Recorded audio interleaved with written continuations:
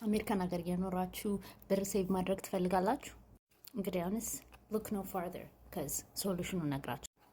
አንደኛ ብዙ ብድር ያለባችሁን ክሬዲት ካርድ አምጡ። ከዛ በኋላ መቀስ አምጡ።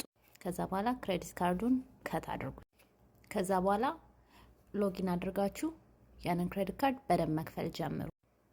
ከዛ ምግብ ቤት ስሩ። ከዛ የማያስፈልጋችሁን ነገር አትግዙ። ከዛ ያንን ከፍላችሁ ስትጨርሱ ሴቭ ማድረግ ጀምሩ።